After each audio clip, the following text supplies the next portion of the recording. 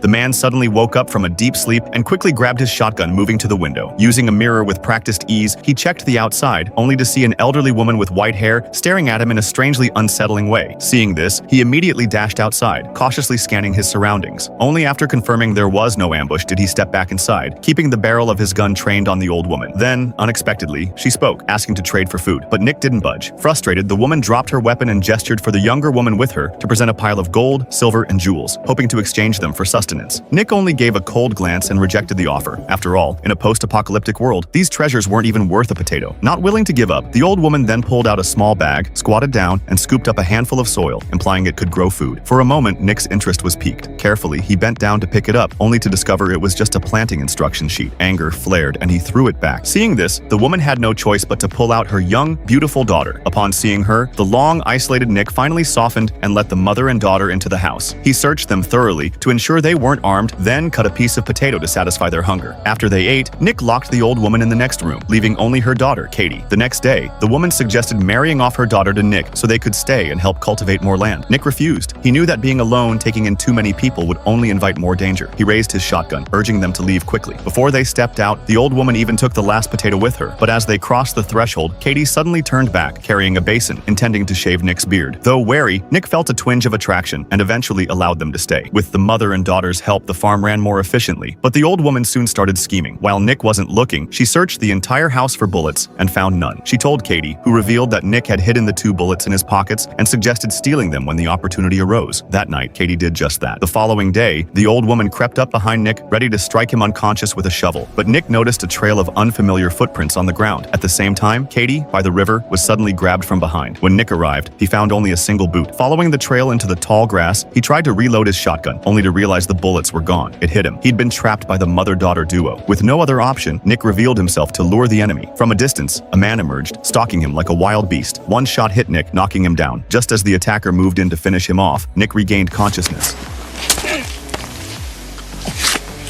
Fighting through the pain, he grabbed his pistol and, with Katie's help, returned to the cabin. Katie removed the bullets with a dagger and cauterized the wound with a heated iron. But after experiencing such betrayal, Nick no longer trusted them, locking the mother and daughter in the bedroom. Little did he know, his nightmare had only just begun.